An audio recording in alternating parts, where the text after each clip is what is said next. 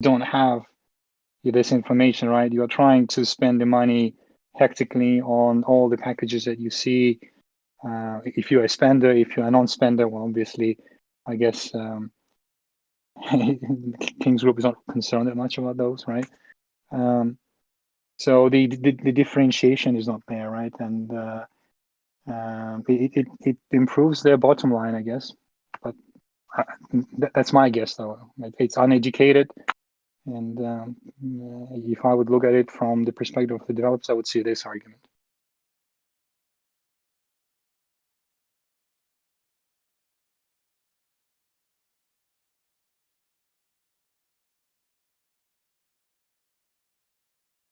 I think we got cut out on YouTube again. I don't know. I think my internet hates me or something. But glad that some people are here in Discord. And I got an interesting question there earlier. Can you guys hear me? Yes. Yeah. Yes. I'm Yeah. looking for that question of one player though. What if they said that he was asking if what if the game is going to control how much a spender spend, like the biggest spender spend per month? You think it's going to change the gameplay? I was like, I mean, we all know that this is a pay-to-win game. But one player asked if what if there will be a limit of per month for any big spender to spend on that amount. Do you think that will change the course of the game? Or my question is, another question for you guys is, what if instead of making new servers or opening new states every 2 days, why don't they extend it to at least, a week or 2 weeks?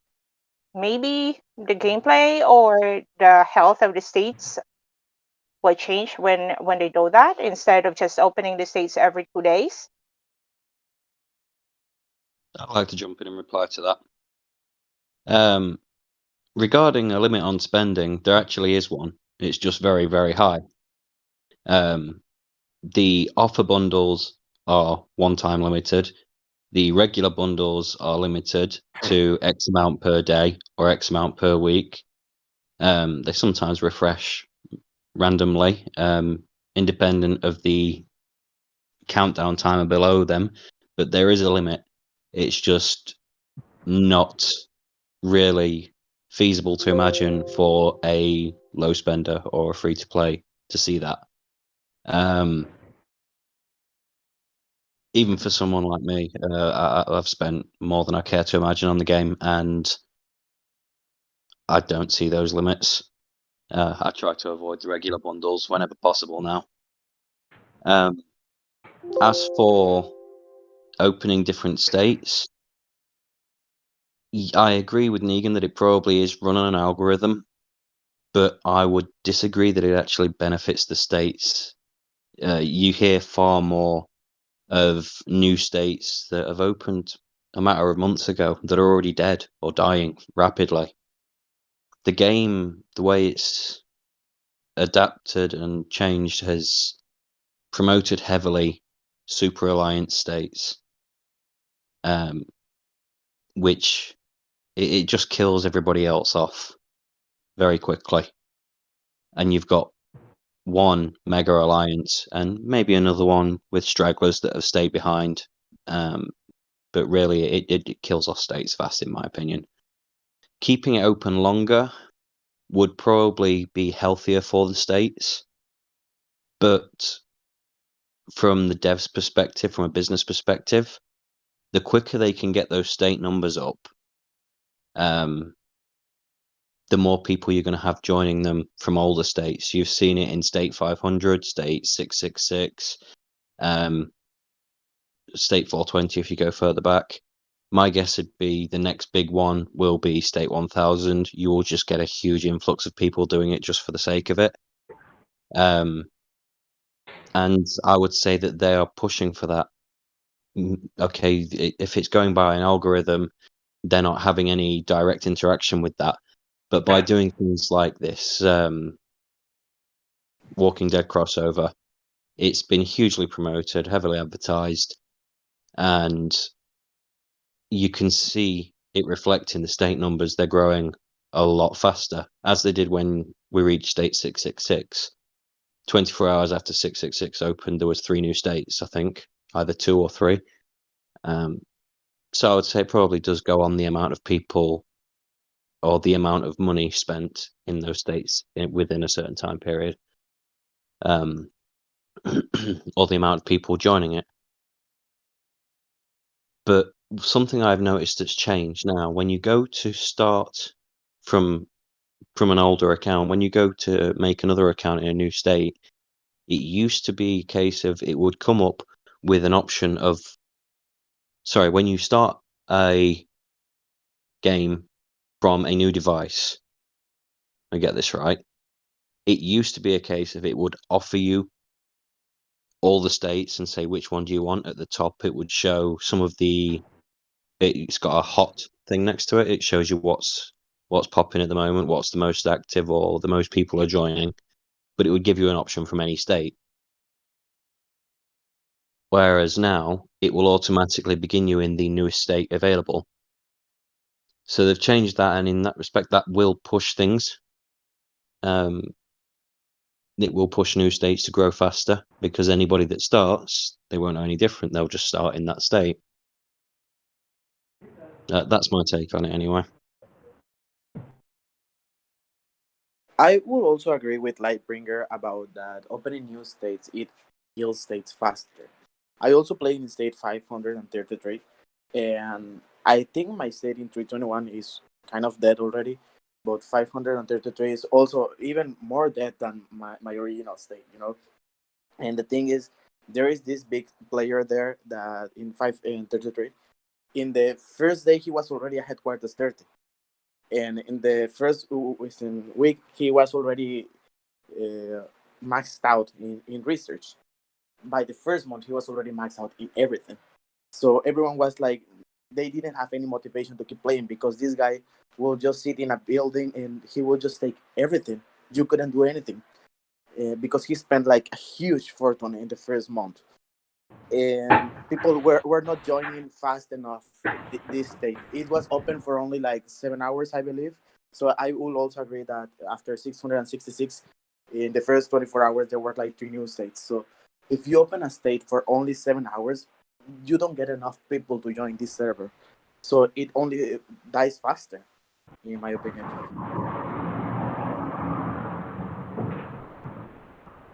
You might get enough people joining, but I think in a state, for it to be balanced, you need to have at least a few spenders, a few relatively big spenders, to have the option of more than one alliance that's going to run decently and give a good fight. There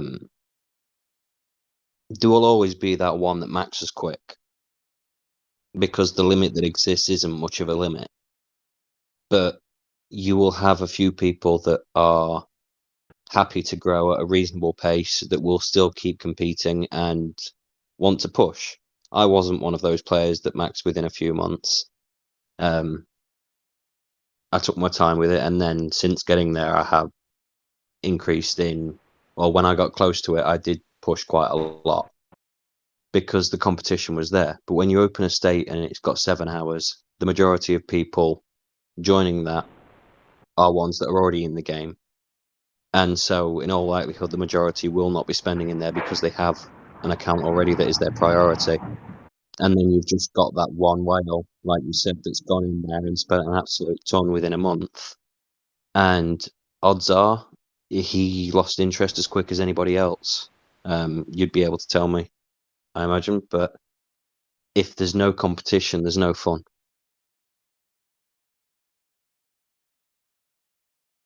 Yeah, agree with I that. have the same experience in my And state.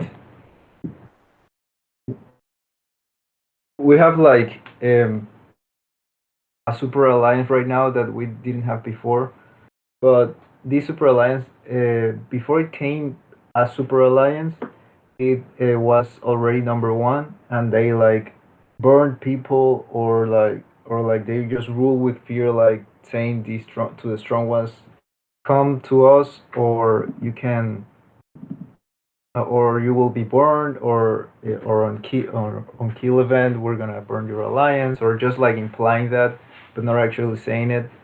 And there was a time that they started to do that a lot, and we had a lot of players that quit, or we got like one alliance that was number 3, and this number 1 alliance raided them for 3 hours in the kill event. They had like 10 players that bailed from the game that day just because of that.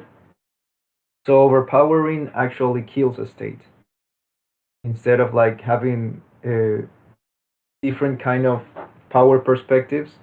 They, it's true what Lightbringer is saying about that from the marketing part. It will take players out of it.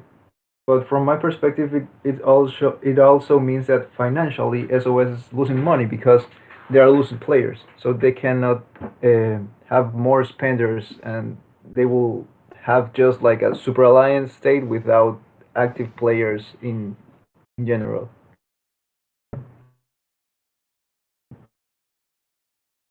That's a good point Yeah, you've raised there.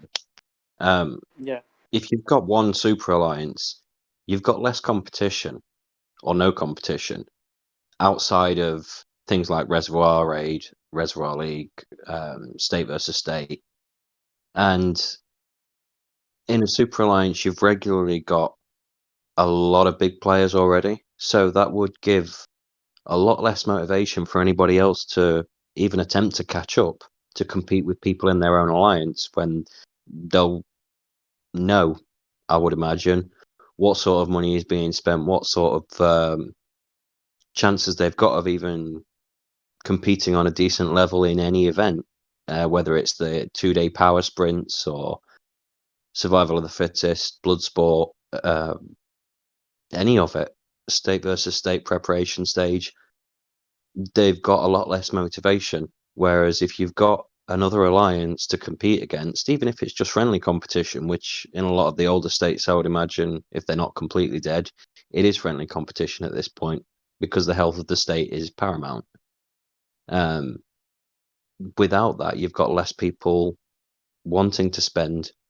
You've got less motivation to compete, so they are losing a lot of money doing it that way. I couldn't agree more. I think before we already covered most of the first part of this topic, and then we can go. But before we go to the next topic, I wanted to read this message or comment from Theo, and he said, "I have heard that in the game as well, probably same as in different alliance. You guys can share if this is happening in your state. Big alliances threatening other players to join, or else, I actually had that in State 35 when Casada was a top player, and I was in a top 2 alliance, and he asked us to join his top 1, and then we declined. So he just spent his day, I think 3 days, attacking all of us. Is this happening in your states as well? yes. In my state, we have this alliance that actually use as a marketing propaganda. If you are tired of this player burning you daily, please join us. And they kept doing it and doing it and doing it, and they will go burn you till you actually agree to join them. And it caused a lot of people to quit our state. Like in less than a week, like a lot of people just started quitting because they started doing this propaganda. And so it was awful, like really awful. I don't think that happened in my state. I can't say with 100% certainty. As I say, in the beginning, I wasn't paying all that much attention. But it's ridiculous. It is the. I don't know. I can see from one side how they might think that that's a way to do it because the people that have spent have already spent and they want to remain, in an alliance that's active and fighting. But from the other side of it, it's going to create so many ill feelings towards that person or that state, that alliance, sorry, that you would sooner drop the game off or join a different state or just not bother anymore, rather than go and join those people that have quite literally forced you to go and be with them. The alternative is leave the game or be in an inactive alliance. So, I mean, if that was something that I dealt with personally, I would have left the game.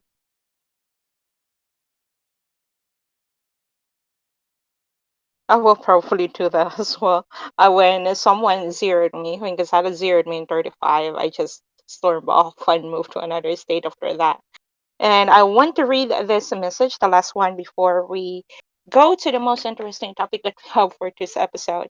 Kat said, I totally agree with Revi, but I think they have an agreement with AMC to use The Walking Dead as marketing stunt. And to get that type of deal, they must be agreed to give AMC something. Mobile games That's are what I usually said. in a certain lifespan. I won't be surprised if they're just preparing the ground to sell the package, and having a partnership with Walking Dead would technically improve the game quotations. Now that's No, making me scared. no, yeah, it is true what Cat, Kahulu is saying, but it's is a horrible what's the word, hero. When you use it on trap and you resonate it, it's so hard sometimes to like uh, put the heroes very fast, because there's like he's resonating with someone and that someone is already in a march. So in that way, it's, or if you are like using him or in a gathering, or in a gathering hero, or just like a leader hero, he's there to like and like the first option to press, but you cannot press it. In that way, they are using Daryl very bad. And also the Daryl exploration. If you want to take every aspect of the points, you have to redo and redo to take all the options for completing it. And if you put that the Migo time you're spending and the stuff that was already on the game, it's too much. People are already complaining about it. Since those like Migo and Daryl are kind of new, maybe like 1 2 months, they are too much time spent on the game, and people could get like bored or like just give up of a lot of things that they can do in the game. What if you have like 2 accounts active, 3 accounts maybe in some cases? So the player would like spend the whole day playing, and they would like have to choose between real life or playing. No player would be like, oh, okay, this active account that I have, I'm gonna drop it because I don't have time. No, they have like put 6 months of their time there already, and they're like, okay, I will continue this. And in a point, they will just get tired of how much stuff it is there, just because of the marketing stunt. So I that's have a my opinion about it. theory. Sorry. No, I already finished. Well, Keep talking, please. I do have a theory on that, but I want to just correct you quickly on something regarding the Daryl Explorer event. You don't have to go up the levels one by one. You can go straight in at level 8 or level 10 or whatever it is. And for each one you do, say you go straight in at level 10, you will get all of the coins from level 1 to 10. With the time thing, with the Daryl event specifically, it's a grind, in my opinion, for the free to play, because you do get the Daryl fragments, you do get coins for a store that's actually quite good.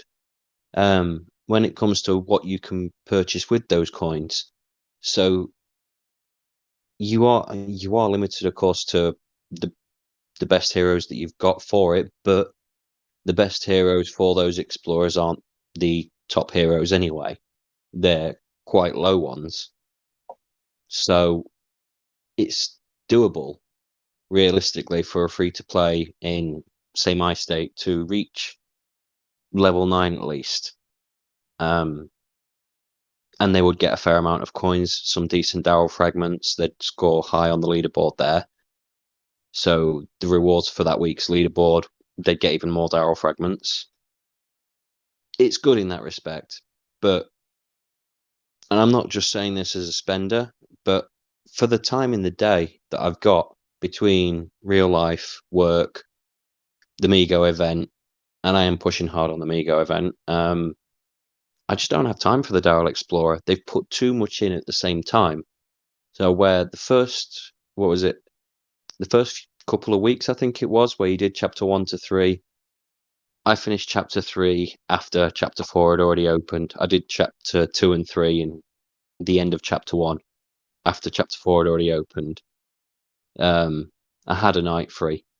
So I did that, and then chapter 4, I went straight in at level 10. I completed that. I got rank 1 on that. I saw the Daryl fragments for it, quite decent on the ranking rewards. But I'm still at the end of chapter 4. I haven't touched it since because I just don't have time for it. I think with the duration of that event, where like it's running for 6 months, I think it is doable indeed for F2P players.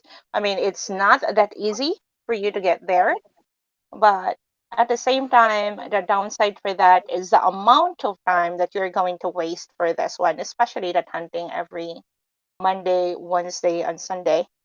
But then I think we are going to close this one. And since we are like, oh, we're barely 2 hours now. Okay, let's go to the second. We didn't realize, guys, we're almost 2 hours now with just one topic. Yeah. Yeah, Right. the time goes fast. We enjoy this time. I mean, I was expecting it. Absolutely.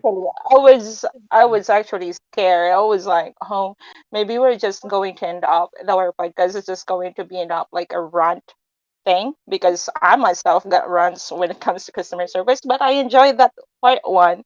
So with that, we're going to go to the second part, which most of us actually really like, I think, or we are looking forward. And for this one, let's say I'm going to ask quick questions, and I want you guys to share your ideas about, especially the resonating hero, especially Wako.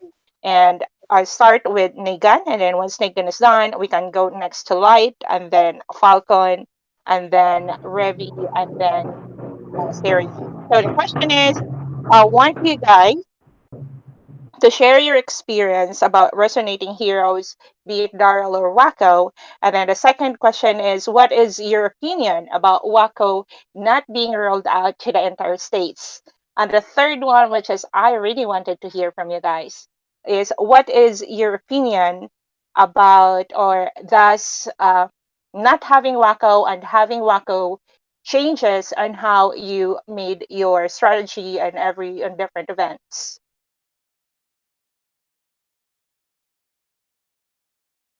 Negan? Yeah. So my opinion about the resonating heroes. I think it's a good thing that they introduced in the game. Having the hero that can be resonated with your previous gens, either gold or blue or purple heroes, that gives you a certain set of skills that are so strong that you are actually contributing to your alliance strength in a really great way. And obtaining those heroes for the F2Ps, is fairly easy. Both Daryl and Wako can essentially be obtained for free if you subject yourself to a grind.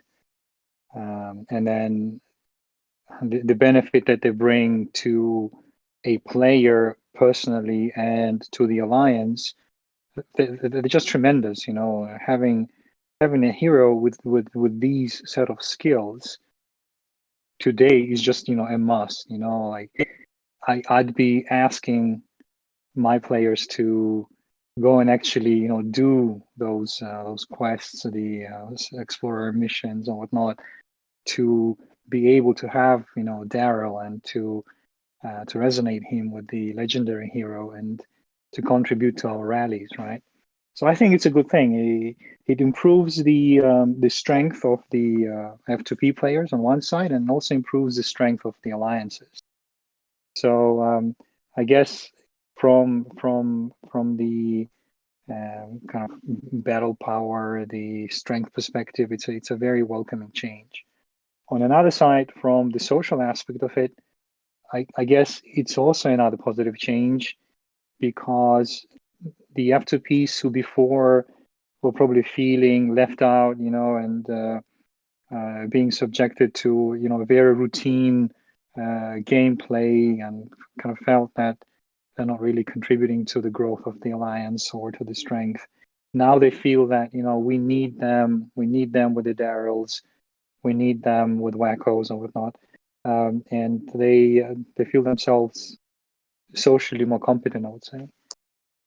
So that's another positive thing about the Resonating Heroes. And also the way that the resonation works.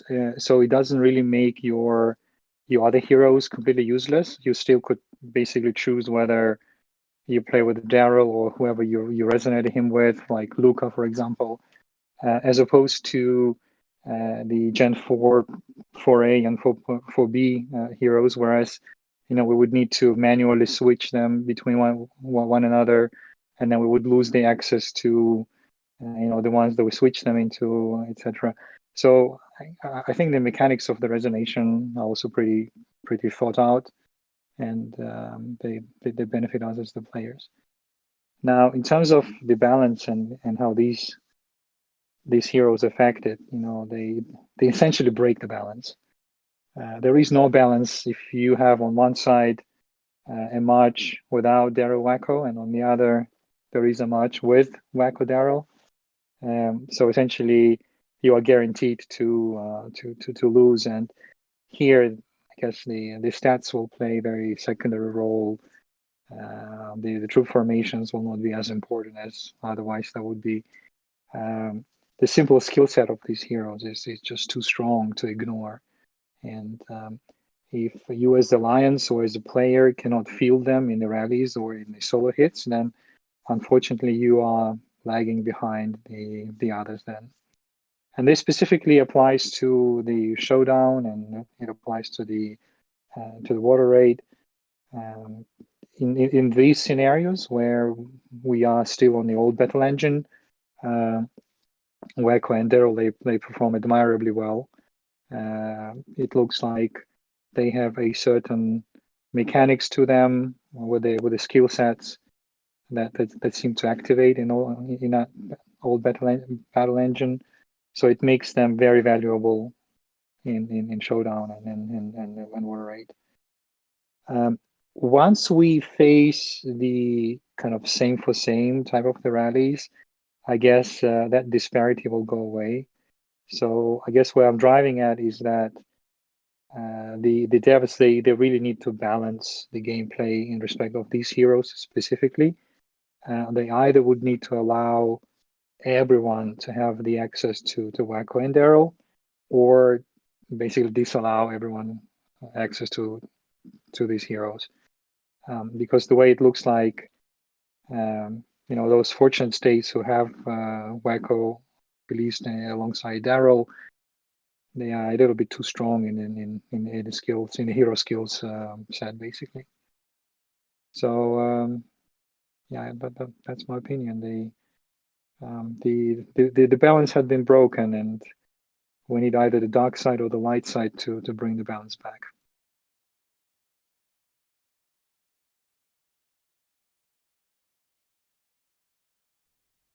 I have a lot of problems with Waka during Reservoir League and also Capital Fight. Just yesterday I have my Capital Fight with guys with Wako. We win, but that was hard. Only good communication between alliances help us. So, and I think that's not fair that they give us opponents with Wako. So, of course, we have different count of players in our state.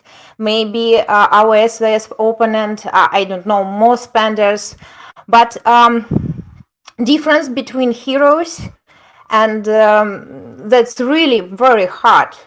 So I have Waco also in one of my states. I'm playing 192, and I was very surprised that I have it only in that state.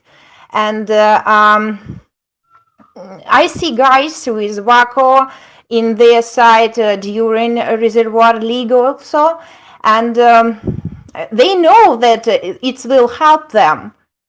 So they use that, okay. But what states without Waco need to do?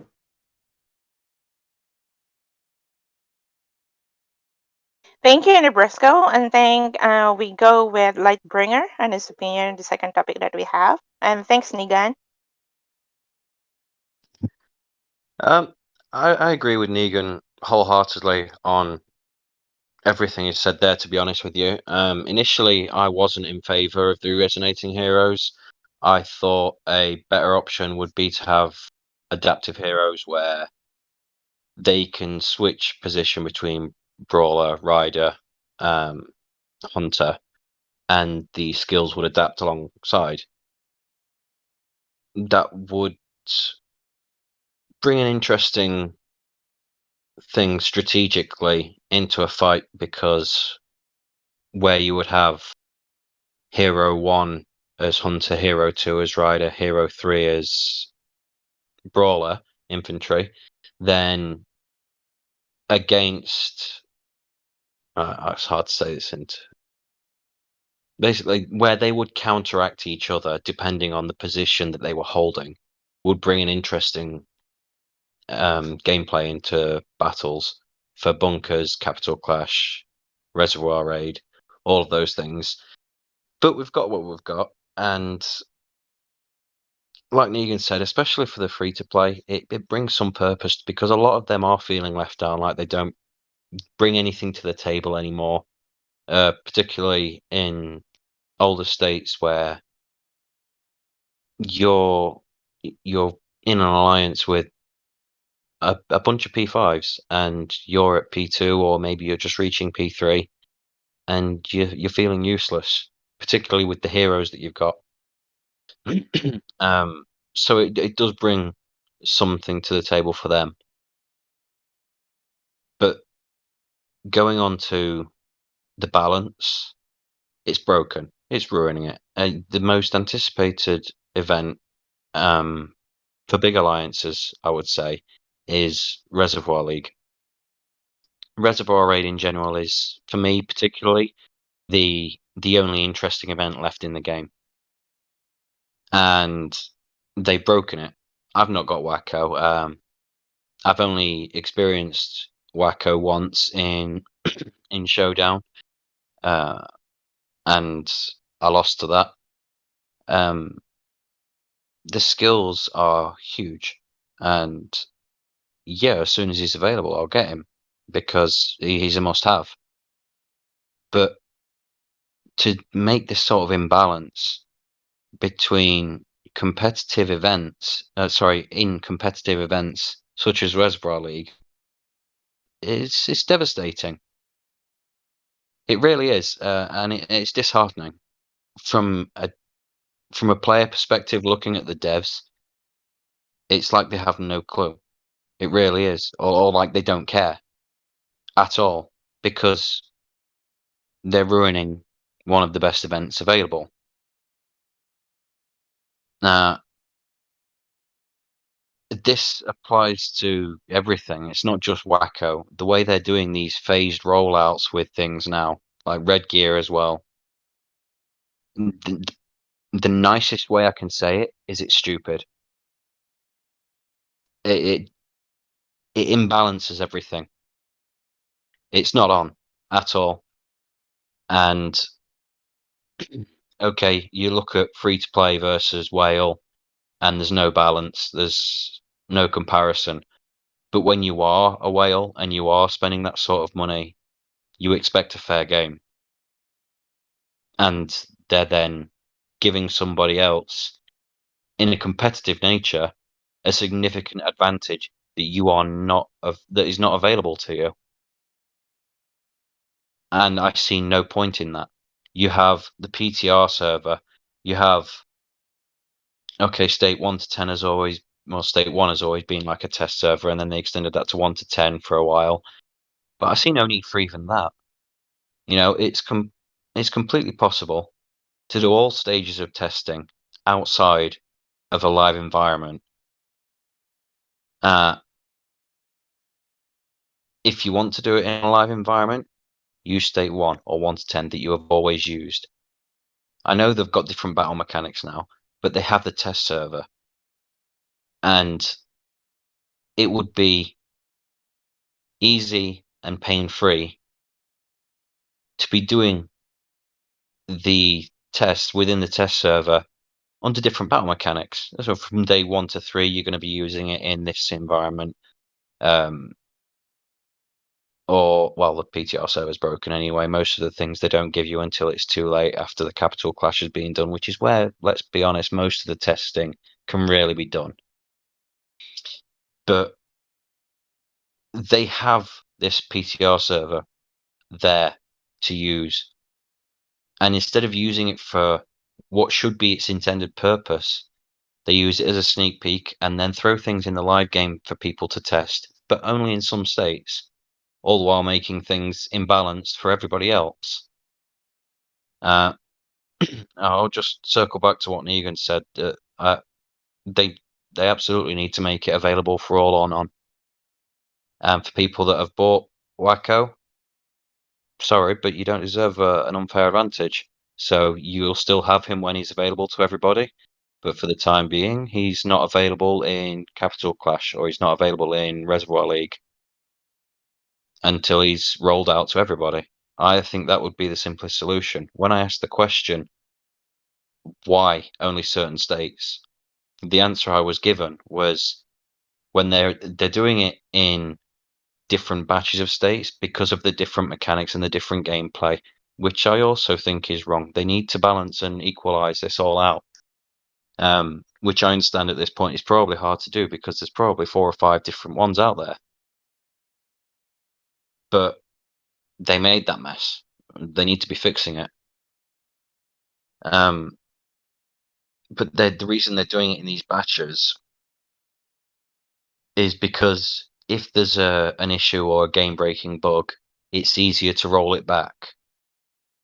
I'm sorry, but how is it any easier to do it for 100 states than it would be for 700 states? It's the same keystrokes. So I think they really need to stop with this phased rollout of things under bad excuses for it, really. There's no forward planning. There's no real preparation and testing done before things are thrown out there. And if they did test things properly and stop rushing to release them, then you would have a lot less issues with the game and with imbalance. I think they need to. Well, at this stage, they've had it out there for a long time now. If they're still gathering data, then they're not doing it very well. And that's my 2 cents on the subject. And it's time they released it to everybody. Thank you, Light. And before we go with Falcon, I just wanted to share about the PTR server. I've been doing it like a side job on other games before, and sometimes once in a while now. And actually, the PTR, the beta server of State of Survival, is very different to me. I mean, there are times there are games that opened their beta server, like the one that I'm playing now. That I don't want to mention that, but I'm not working for them. So what they did is they opened this beta server on a different APK, same with beta server of SOS. But then that APK comes with a message or a guide on what you are going to do. So they have this prospectus, like you're going to a new school, giving you ideas on, hey, this is the files that you need to check. So we want you to check for the bugs, for different discrepancies that you can find in the APK. And then you, as a tester, as a player tester, you need to fill that out every time you find a bug and report it to them. In exchange with that, they are going to give you compensation. I mean, the compensation is the least that you are going to expect, especially if they are doing this as an open beta server. But then in SOS, they don't have that. All they got to do is just tell you that, hey guys, here is the APK, you're going to test, but they are not giving any guidelines on what we guys are going to do. So basically, like what you guys tell, that I'm going to agree with that as well, even if I'm content creator. Like PTR or the beta server is just a sneak peek of what is going to happen in the live server, and probably a way for them to gauge on how much or well the players will like it or not.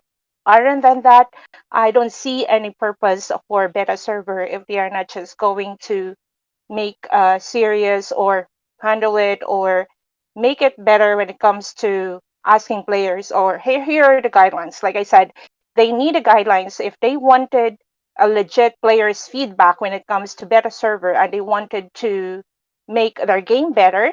They need a guideline for that, not just release the APK as the players to log in and after 2 days they're going to release it to the live server, which is really really odd for me. And then that's my 2 cents about PDR and then how they release games. And let's go to Falcon and listen to him when it comes to his opinion or experience when it comes to different features and different states as well. I'm really sorry to drop in real quick. I won't interrupt again. It's been lovely being on, and thank you for hearing out my opinions. But it's gone on an hour longer than I thought it would already, and I'm going to have to drop off. But thank you again. You're welcome, and thank you for coming to the podcast. Thank you. Thanks. Bye, everyone. Thank you. All right, let's hear it from Falcon, and then we have 2 other people, and then probably we are going to call it a night. Maybe it's morning on my time now. Yeah, here is getting to night. Yeah. Well, in my state, we got Waco already, so yeah, great for that. Well, in essence, for me, the introduction of the resonating heroes is a good thing. And I agree with Negan in that. It introduces a new strategy to a game, though I don't understand completely why they didn't bring it to other states. Although in the case from Darrow, it's really time consuming to get the hero, and not everyone does that. At least in my experience in the 2-3 alliances I'm in, only about 30-40 people get these new heroes because basically they don't have the time to really get them. And about the advantage, honestly, I only see it in the showdown and in the war league, reservoir league, right? Because there's where you see the most advantage for these new heroes. If we test them yesterday in the Capital Clash, and it was good for offense, but when it came to defense, it didn't make really an advantage there. So we got kicked out from buildings really fast using those heroes. So still older generations, so to speak, are still better for defense in that case. But yeah, I agree with they should have bring those heroes to all the states at the same time.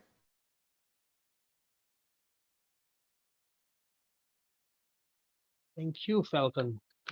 Let's hear it from Ravi. What's his opinion about Vaco and not having Vaco? in my case, it's not having Wacko since, and we haven't have a pair of any kind yet with Wacko. Yeah, so I have nothing in that part.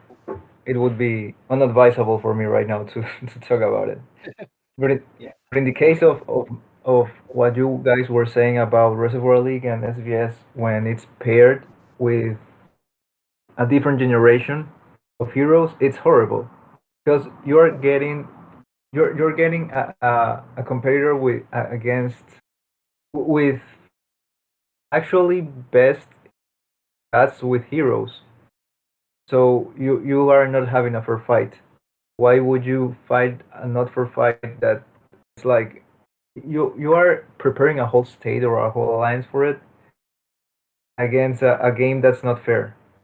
So yeah, like Light said, I think that's kind of a bad thing to do from SOS. The devs do have a. I disagree in the part that from the devs perspective that they have to put, okay, we're doing this from state from this number of states.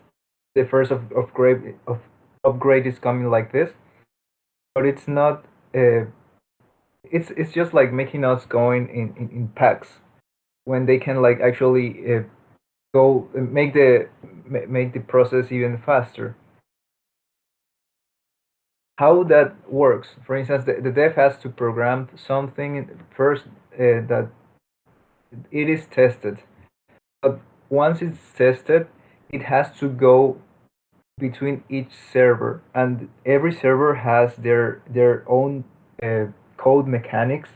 So it has to be sometimes manually inserted. That may be the reason why they are lagging so much on doing it for everyone, since actually everyone has different codes in the server because of the generations, the upgrades, the gear that hasn't been released in some state. But to do it like to put everyone in a standard way, it would cost them so much and so much time, and maybe they would have to like hire a lot of other devs to actually take the time to do what the already working bees are doing right now.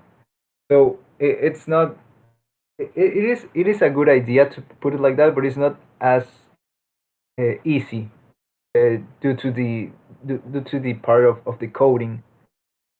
When you are coding, you have to uh, check for bugs and errors, and sometimes even we have had people that cannot connect on the game, or like they keep reconating,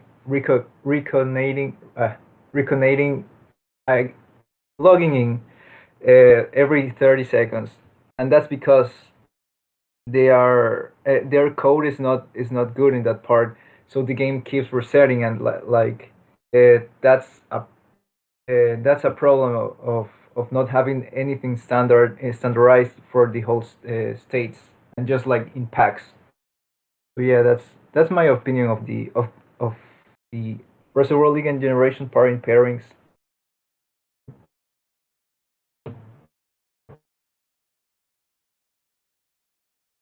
Okay. So, Mauricio, does your state have Waco, or you still doesn't have the Waco? No, we still don't have WAC on state 321, but Oh, on you have on reservoir, state 21, yeah. yeah. But on reservoir, we have faced a lot of states that had Waco. It was awful. I mean, the advantage that the resonating heroes gives in the reservoir, it's huge. It's really huge. I mean, for a free to play player, it's really good. You know, you have something more to contribute with to your alliance. But when it comes to a more competitive aspect like Reservoir League or even Showdown, because I have watched in the Showdown how much it does affect using Wacko in there, the game mechanics they are like broken on that aspect. It gives you like almost nothing to do. We faced an alliance in Reservoir that had Wacko and they had Daryl as well, and we only had Daryl. And our max out players they were unable to knock people from buildings, and for people that are really competitive, it was terrible. You know, if we lose an alliance that is really strong and you were like in similar conditions, it's okay if you lose, no? But when you lose against someone because they had this huge advantage from Resonating Heroes, you just feel bad about it. You just feel about it. And during Showdown, it took us like, I think, the longest time in our state to reach to master rank, because we were always matched against states that had Waco. And if you look closely to the reports from the Alliance Showdown, we had better stats than most people that we faced, but they had Resonating Heroes, so their abilities, they retained them. And they were sending like equalized marches, you know, like 33% each kind of like brawlers, hunters, and riders. And we were doing like other kind of formations, and we were losing against them because they had Resonating Heroes, they had Waco, and that happened to us in Reservoir. But I do agree that Resonating Heroes, they're a nice improvement game for free to play players, and but it should have been like released in all the states. You know, if they were going to give this huge advantage for these game mechanics that some people enjoy, like the PvP or stuff, then why not release them in all the states? Like personally, Reservoir is my favorite event, so I got like really let down when we lost against this state that had like terrible stats against us, and but they had Waco and they had Daria as well, so it took us a lot to knock them out from buildings. What we were able to do was like using our own Darials, like knock them out with 2 or 3 rallies from a building, prevent them to keep gathering, and just gather from water tanks. But still, it was not enough. So yes, release them in all states, or just like I believe it was either Review or Lightbringer that said that just remove them from the reservoir. If you're not going to release them in all states, just remove the Resonating Hero from these events. Just don't allow people to use it because you're giving a huge advantage towards someone else. Mm. Sorry to jump in, but I think this rounds up really well to what Teddy was saying or started to say about the PTR. So Waco was released on PTR, what, 2 months ago? About 2 months ago? Maybe 3. Maybe 3 even, right? Yeah. So once he was released there, you know, there were all indications that this hero is overpowered, you know? We've Yeah. run the tests, we've played with him on the PTR, you know, we all saw him and he was very strong, right? I even, in some correspondence with the players, I even called him lethal, basically. And then if the devs would look at the data that they could have collected on PTR surrounding Waco and, you know, how he performs, you know, there would be no need for this conversation now, you know, like they would easily be able to adjust it, you know, to implement, you know, any balancing issues or any balancing things, etc., and then release it everywhere else. But because PTR lost basically its purpose and it's right now just a place, you know, for us to hang out, I guess, you know, they couldn't catch it, you know, and it was released to some states, and then that broke the balance, and we have what we have right now, right? So coming back to you know what Teddy was saying, the PTR needs to be very specific. You know, the testing needs to be very specific around the things that we need to test. You know, and the data collected around those tests, that data needs to be utilized. Now, I also don't want to put it behind the devs, right? They certainly do their work. They certainly program, you know, things, adjust things. You know, they develop the game fairly dynamically, I would say, considering the amount of the changes that are implemented on the weekly basis, even, right? But they also really need to look closely at the play experience and what we are telling them, not just on the PTR server, but you know also in our reports and how we react to you know the battle reports from the showdown or from the RR. We have in a sense, we have the hands-on experience with the products that the devs are releasing to us, right? So that input should be valuable to them, and they need to kind of create a mechanism or an environment where that experience can be shared with them, can be discussed with them, and then probably then released to kind of the community overall. I guess that would be a true purpose of the PTR, or the true purpose of the test server. Otherwise, I'm happy to hang out with Trip and Geo and Teddy and all the friends at COD on the PTI, and just chat in the chat, run my own tests, and log off, right? Yeah. Then there is no purpose to it, right? Yep. Yeah. My biggest argument in PTR or for PTR was, and always will be, like, even if they give each and everything, like they give the checklist to players and everything, they gather the data. How are they going to implement it? Because they have never done that thing. Yeah, there is a thing like we have to trust the developers to actually listen to the feedback from the PTR if in case they implement the checklist type of PTR. But I don't think so that they are going to implement that into the live server itself, because there are a lot of small gameplay bugs still exist in the game, which they really needs to fix. Well, What I don't really Becca, like, what I I'm don't just really like, go, Megan. no, go ahead. You don't like something, you go ahead. No, I like letting you guys talk and just me listening. It's fine. Besides, this is a community podcast, so you guys go on. I just wanted to agree with Leo, and but it's really hard. It's really hard to kind of siphon through all the feedback that you receive as a developer. Probably, like, I don't know. I'm not a developer, but I can imagine that they receive so much information. Sometimes it's hard to kind of understand what is valuable, what is relevant, what is not. And that's why I'm saying they themselves need to create the environment, for it, and they themselves need to basically implement it in a way that would be usable to the developers, and also on the other side accessible to us as the players, and give us the ability to provide the feedback. Because I remember in the beginning the PTR was fairly useful thing, right? I also Yeah. remember how when we complained about Tweak, how he's underperforming, they changed him a little bit, right? They improved him a little bit, right?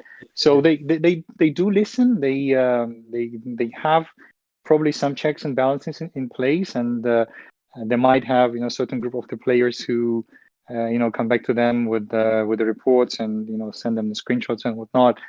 But I guess there should be a more holistic approach to that. The game data that they can receive, it's not just a dry number that they pull out from the battle report. It's also an experience that a player has, right? So I go into I register for the showdown, and I'm matched with Wacko, and I lose, and I start thinking to myself, what was it? Was it the formation? Was it the type of the troops that I sent, or was it the hero, right? And then I send this feedback to the customer service, and and probably hundreds of people do that, right? So it should be ticking some boxes over there, right? It should be telling them, all right, so this is what the players are saying, so we should probably hold off the release, right? On the other side, Yeah. we released it already to some states. We cannot really roll it back because people spent money on it, and that will create some problems. It's really a dilemma, and this is the word I wanted to use, Leo. It's really a dilemma, It goes into the territory of, someone spending money on the product, the others are not happy with it, and it's really hard to kind of get out of this vicious circle. So they need to find a way of kind of resolving these issues before they occur. They need to find a way of doing the proper PTR testing, of listening to the PTR responses, and only then implementing the stuff in the live game. Otherwise, we'll be facing the same issue. I would say they are not in dilemma. They are getting ahead of themselves, I guess. Getting ahead of the events. They are just pushing, they are rolling out, and not thinking about the impact it is going to happen to the players or in the states or in the live game. Mhm. That's the only thing I can think of right now.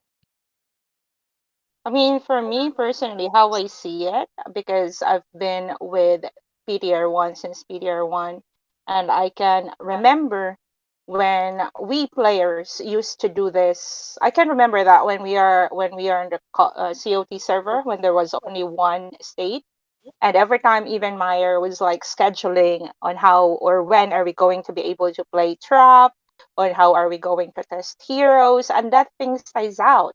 I mean, if the game just gave us the guidelines, regardless if not everyone in PDR will do that, but if they are going to give us the guidelines, the players guidelines on what to check, and at the same time they will give time to at least not implement everything that what players said, but at least check where the bugs is before releasing it to the live server, that might give a little, make it less buggy when it comes to the live server, instead of just releasing it Friday and then releasing it by Monday without even checking if do we have bugs here in PDR that will be carried to the live server or not. Just in this case, for the past 3 months, 4 months of PDR, it seems like they don't even care at all anymore. Unlike before, like the first PDR series that we had, that they actually listen, like what Megan said, that they usually listen until lately, maybe 3 months, 2 months ago, that they just release it. And then after 2 days, you're on the live server. And I wish that, I think my last words or my last comment for this one is, I wish that when it comes to PDR, they are going to be more strict when it comes to implementing it on, let's say, quality over quantity. Choose people. If you can't get that on the current PDR, make a closed PDR with players who are willing to take their time and help you make your games better, even if you're not paying them. I mean, it's not that hard, isn't it?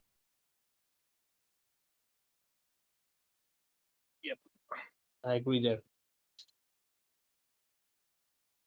I mean, we Yeah, I have fully agree. we have the massive PTR now with a lot of players. Leave it there. I mean, leave it there. Let the players see what you're going to release. But at the same time, why not open a closed PTR or a closed beta server for players from different walks of life, different gameplays, and see? And those players who are really concerned or wanted to help to make the game better, that might change a lot. I mean, and PDR will not just be a sneak peek of what's going to happen the next day. I'm looking forward to it. I'm wishing, I hope that's going to happen.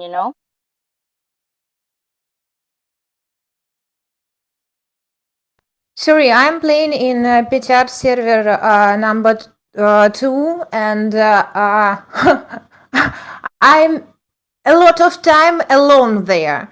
Really, I think like maybe we have 10 players in our state, and it's very hard to test